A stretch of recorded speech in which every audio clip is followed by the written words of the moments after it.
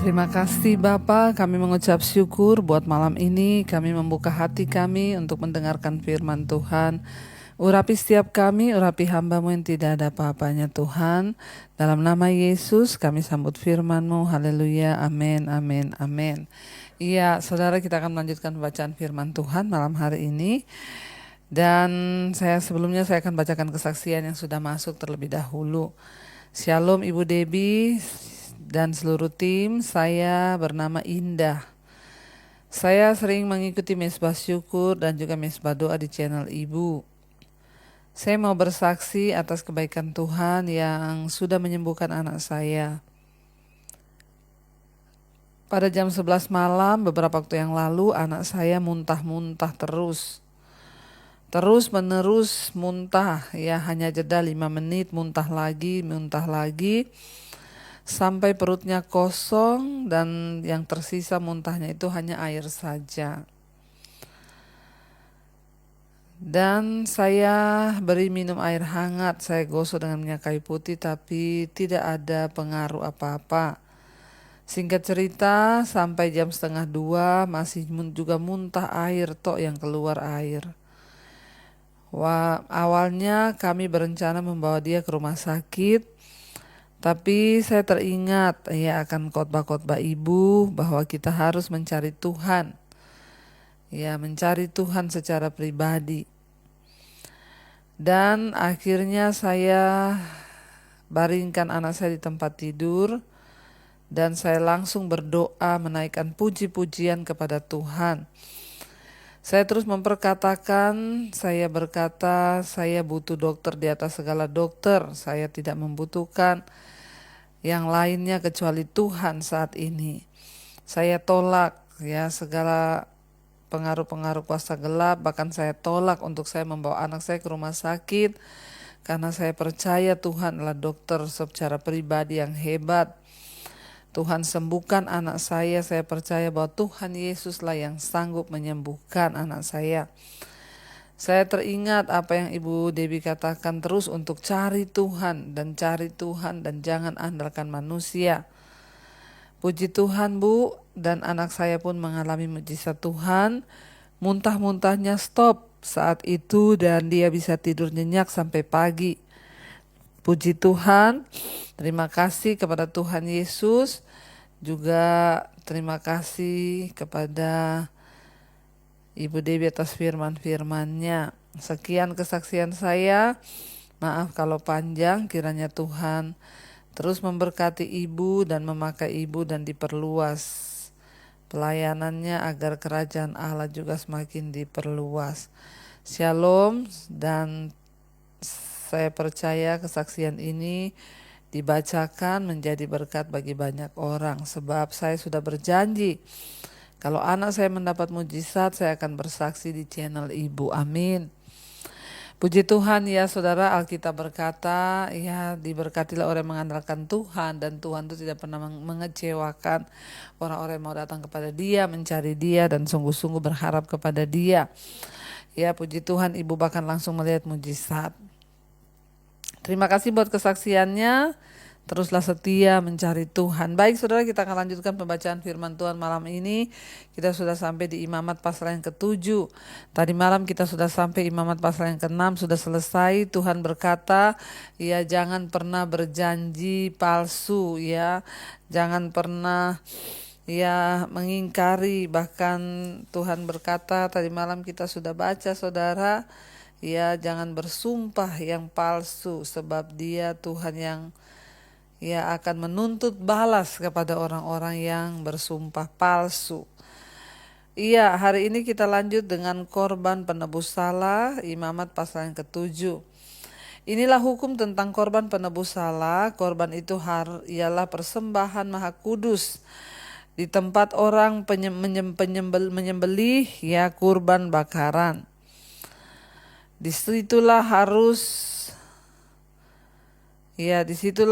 disembelih korban penebus salah, dan darahnya haruslah disiramkan pada mezbah itu sekelilingnya. Segala lemak dari korban itu haruslah dipersembahkan, yakni ekornya yang berlemak dan lemak yang menutupi isi perut. Dan lagi kedua, buah pinggang dan lemak yang melekat padanya, yang ada pada pinggang, pada umbai hati, harus dipisahkan beserta buah pinggang itu. Ayat 5, haruslah imam membakar semuanya itu di atas mezbah sebagai korban api-apian bagi Tuhan. Ya, di sana dikatakan, ya, itulah korban penebus salah. Ayat 6, setiap laki-laki di antara para imam harus memakannya, haruslah itu dimakan di satu tempat yang kudus. Itulah bagian maha kudus, ya. Ayat 7, seperti halnya dengan korban penghapus dosa, demikian juga halnya dengan korban penebus salah. Satu hukum berlaku atas keduanya. Imam yang mengadakan perdamaian dengan korban itu, bagi dialah korban itu. Imam yang mempersembahkan korban bakaran seseorang, maka bagi dia juga kulit korban bakaran yang dipersembahkan itu. Tiap-tiap korban sajian yang dibakar di dalam pembakaran roti dan segala yang diolah di dalam wajan dan di atas panggangan adalah bagi imam yang mempersembahkannya. Jadi saudara, kita lihat ya, pada zaman itu orang mempersembahkan korban, dagingnya bagi imam. Ya, itu imam yang menyembelih, yang mempersembahkan korban itu dialah yang makan. Jadi para imam mendapat jatah makan daging terus, saudara.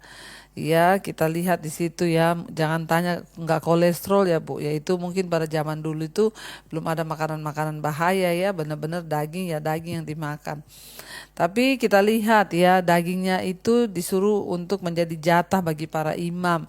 Jadi ya jangan iri saudara, imam kok tiap hari makan daging ya. Ya itu memang Tuhan yang sudah atur ya, bahwa mereka bisa makan dari ya apa yang dipersembahkan oleh umat Tuhan pada zaman itu ya. Dan biarlah kita ya hari-hari ini ya punya satu saudara, pemahaman bahwa pada zaman dulu itu orang kalau buat dosa itu sulit untuk mendapatkan pengampunan, harus mempersembahkan ya kambing, domba dan lain sebagainya, biayanya berapa ya. Dan kita bersyukur kita ada di zaman perjanjian baru yang tidak perlu lagi membawa yang seperti itu, tapi cukup dengan memberi hidup. Jadi imam di sini disuruh makan kurban itu, lemak-lemaknya, dagingnya semua buat para imam, dibakar, dipanggang ya, yang dimasak di wajan ya, biar itu untuk para imam yang makan ya. Jadi jangan saudara ya iri kalau imam dapat jatah daging, yaitu memang Tuhan yang atur ya. Tiap-tiap korban sajian yang diolah dengan minyak atau kering ya adalah bagi semua anak-anak Harun, semuanya itu dapat bagian. Jadi anak-anak imam juga dapat bagian. Nah, kalau hari ini juga Tuhan memberkati orang-orang yang melayani Tuhan, hamba-hamba Tuhan, ya jangan disirikin saudara, tapi kita berdoa. Karena memang jadi hamba Tuhan itu serba susah. Kalau kita susah diomongin, ya wah itu hidupnya susah, kekurangan terus, berarti gak diberkati, kurang doa. Nanti kalau diberkati Tuhan, diberikan ya banyak kepercayaan, diberkati Tuhan berlimpah, omongannya lain lagi. Wah itu sekarang kok ya jadi hamba uang, sekarang diberkati lah. Padahal ya Tuhanlah yang menentukan berkat bagi para imam. Jadi ya bagian kita itu ya mendoakan saudara para imam, karena ya kayak di perjanjian lama ini mereka dapat jatah dari korban-korban itu. Ya seperti halnya sekarang kalau ada hamba Tuhan diberkati ya karena dia juga mendapat bagian dari pelayanannya, itu Tuhan yang memberkatinya ya. Jadi kita nggak perlu sirikin apalagi omongin ya. Jadi itulah ya, jadi jangan dulu Bu Debi itu susah ya, tapi ya dulu kok enggak diberkati, sekarang kok diberkati ya, banyaklah omongan saudara. Tapi kita berdoa saudara ya, supaya ketika kita lihat hamba Tuhan diberkati ya harusnya kita ikut senang, karena ya itu juga bagian yang Tuhan tetapkan bagi hamba-hamba Tuhan untuk mendapat bagian dari persembahan yang dipersembahkan oleh umat Tuhan. Ya Tuhan berkata ya bahkan anak-anaknya juga didapat bagian. Tuhan bilang itu semua ya diberi pada anak-anak Harun, semua dapat bagian di sana. Ya ayat yang kita baca sekarang ya, ayat yang judul perikopnya di sana korban keselamatan. Ayat yang ke-11. Ayat yang ke-11, Ya, inilah hukum ya tentang korban keselamatan yang harus dipersembahkan orang kepada Tuhan. Jikalau ia mempersembahkannya untuk memberi syukur, haruslah beserta korban syukur itu ya dikatakan dipersembahkannya roti bundar yang tidak beragi, yang diolah dengan minyak ya. Diolah dengan minyak, dan roti tipis yang tidak beragi yang diolesi dengan minyak, serta roti bundar dari tepung yang terbaik yang teraduk yang diolah dengan minyak. Ayat 13, ia harus mempersembahkan persembahannya itu beserta dengan roti bundar yang beragi, beserta dengan roti bundar yang beragi di samping korban syukur yang menjadi korban keselamatannya. Dan daripadanya, yakni dari setiap bagian persembahannya, yakni dari setiap bagian persembahan, yaitu haruslah dipersembahkannya satu roti sebagai persembahan khusus bagi Tuhan. Persembahan itu adalah bagi bagian imam yang menyiramkan darah kurban keselamatan. Dan daging kurban syukur yang menjadi kurban keselamatan itu haruslah dimakan pada hari dipersembahkannya itu. Sedikit pun daripadanya janganlah ditinggalkan sampai pagi. Jikalau korban sembelihan yang dipersembahkan itu merupakan korban nasar atau korban sukarela, haruslah itu dimakan pada hari mempersembahkannya, dan yang selebihnya boleh juga dimakan pada keesokan harinya. Tetapi apa yang masih tinggal dari daging kurban sembelihan itu sampai hari yang ketiga, haruslah dibakar habis dengan api, karena jikalau pada hari yang ketiga masih dimakan dari daging kurban keselamatan itu, maka Tuhan tidak berkenan akan orang yang mempersembahkannya, dan korban itu dianggap batal baginya, bahkan menjadi sesuatu yang jijik, dan orang yang memakannya harus menanggung kesalahannya sendiri. Bila daging itu kena pada sesuatu yang najis, janganlah dimakan, tetapi haruslah dibakar habis dengan api. Tiap-tiap orang yang tahir boleh memakan dari daging kurban itu.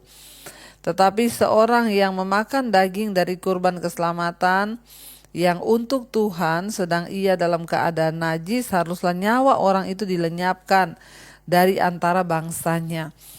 Jadi korban ucapan syukur korban keselamatan itu boleh dimakan, bukan hanya bagi para imam, tapi bagi para jemaat juga yang kudus, tidak tersentuh pada sesuatu yang najis.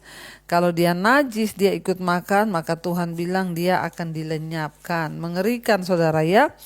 Hukum-hukum pada zaman dahulu itu kalau kita baca di sini, apa yang ditetapkan Tuhan dan bangsa Israel itu harus patuh kepada ketetapan Tuhan dan aturan-aturannya itu benar-benar saklek saudara, tidak boleh dilanggar. Kalau kita lihat di sini dikatakan kalau orangnya itu tidak kudus maka dia akan dilenyapkan, kata firman Tuhan. Dan ayat yang ke-22, larangan memakan lemak dan darah. Nah, ini larangan untuk memakan lemak dan darah. Kalau kita lihat di sini saudara, dilarang. Ayat yang ke-22 kalau kita baca di sana. Jadi korban keselamatan itu dibagi menjadi 3 bagian saudara. Tadi kita sudah baca sesuai dengan tujuannya, yaitu korban syukur, korban nasar, korban sukarela dikatakan di sana. Jadi itu dibagi. Korban syukur tepat untuk kapan saja orang ingin menyatakan terima kasih kepada Tuhan, itu namanya korban syukur. Seperti ketika sembuh dari sakit atau dapat pekerjaan, luput dari bencana, itu bisa mempersembahkan korban syukur. Kurban nasar yang kedua diberikan karena nasarnya telah dipenuhi. Tetapi kurban sukarela dilakukan tanpa perlu ada peristiwa dulu, itu namanya sukarela. Kalau sekarang itu diatur dalam persembahan, makanya di gereja itu ada amplop tulisannya persembahan syukur, persembahan sukarela, yaitu bisa saudara memberi persembahan uang, berupa uang kalau saudara ada syukur atau nasar yang ditepati, atau kesembuhan atau tanpa alasan apapun saudara mau mempersembahkan korban syukur atau ya dan lain sebagainya, itu silahkan. Ya, ayat yang ke-22, Tuhan berfirman kepada Musa, katakanlah kepada orang Israel, segala lemak dari lembu, domba ataupun kambing janganlah kamu makan. Lemak lemak bangkai atau lemak binatang yang mati diterkam, ya, dikatakan boleh dipergunakan untuk segala keperluan, tetapi jangan sekali-kali kamu memakannya. Karena setiap orang yang memakannya, ya, setiap orang yang memakan lemak dari hewan yang dipergunakan untuk mempersembahkan korban api-apian bagi Tuhan, nyawa orang yang memakan itu haruslah dilenyapkan dari antara bangsanya. Demikian juga janganlah kamu memakan darah apapun, ya, di segala tempat kediamanmu, baik darah burung-burung ataupun darah hewan. Setiap orang yang memakan darah apapun, nyawa orang itu haruslah dilenyapkan dari antara bangsanya. Ya, kita lihat ada larangan untuk makan darah. Tuhan tidak mau, saudara. Ya, karena sekali lagi kita tahu ya segala penyakit itu ada di dalam darah. Ya, kalau masih ada yang lebih baik untuk dimakan, ya makan yang lain saja, nggak usah makan darah. Sudah kayak kurang makanan aja ya orang makan darah. Jangan dimakan. Kalau Alkitab melarang, ya bukan soal haram atau apanya, tapi itu pasti untuk kebaikan manusia. Ayat 28, Tuhan berfirman kepada Musa demikian, ya, katakanlah kepada orang Israel. Ini bagian imam daripada segala korban keselamatan diatur oleh Tuhan, ya. Dikatakan, katakanlah kepada orang Israel, orang yang mempersembahkan korban keselamatannya kepada Tuhan haruslah membawa kepada Tuhan sebagian dari korban keselamatan itu sebagai persembahannya. Dengan tangannya sendiri harus ia membawa segala korban api-apian Tuhan. Adapun lemaknya haruslah dibawanya beserta dadanya. Ya, dikatakan di sana beserta dengan dadanya, supaya dadanya itu ditunjukkan sebagai persembahan unjukan di hadapan Tuhan. Lalu haruslah imam membakar lemak di atas mezbah, tetapi dadanya itu adalah bagian Harun dan anak-anaknya. Paha kanannya harus kamu serahkan kepada imam sebagai persembahan khusus dari segala korban keselamatan. Siapa dari antara anak-anak Harun yang mempersembahkan darah dan lemak korban keselamatan, maka dialah yang dikatakan di sana, saudara, ya, jika anak Harun mempersembahkan korban lemak dan korban keselamatan, maka dialah yang harus mendapat paha kanan itu sebagai bagiannya. Karena dada persembahan unjukan dan paha persembahan khusus telah kuambil dari orang Israel dari segala kurban keselamatan mereka, dan telah kuberikan kepada imam Harun dan kepada anak-anaknya. Itulah suatu ketetapan yang berlaku bagi orang Israel untuk selamanya. Itulah bagian Harun dan bagian anak-anaknya dari segala korban api-apian Tuhan. Pada hari mereka disuruh datang untuk memegang jabatan imam bagi Tuhan. Itulah yang harus diserahkan menurut perintah Tuhan, ya, dan pihak Israel kepada mereka, dari pihak perintah Tuhan dari pihak Israel kepada mereka pada hari mereka itu diurapinya. Itulah suatu ketetapan untuk selamanya bagi mereka turun-temurun. Ayat 37, itulah hukum tentang kurban bakaran, kurban sajian, kurban penghapus dosa, kurban penebus salah, kurban pentabisan, kurban keselamatan, yang diperintahkan Tuhan kepada Musa di atas gunung Sinai, dan pada hari Tuhan memerintahkan kepada orang Israel mempersembahkan persembahan mereka kepada Tuhan di padang gurun. Jadi itulah, ya, kurban-kurban yang sudah dikatakan di sana untuk ditaati oleh para, ya, jemaat orang Israel agar mereka mendapat perkenanan Tuhan. Mari kita tundukkan kepala, kita mau berdoa.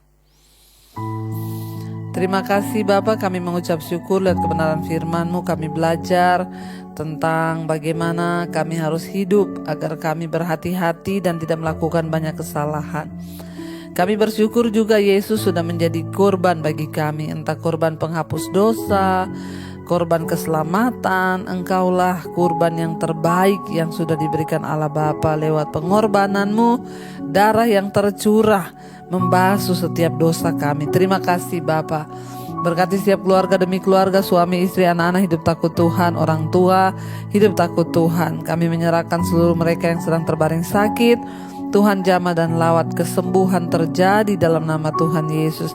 Berkati juga Bapa untuk setiap anak-anak-Mu yang terus berdoa, berharap kepada Tuhan untuk mengalami kesembuhan. Sekali lagi kami berdoa dalam nama Tuhan Yesus.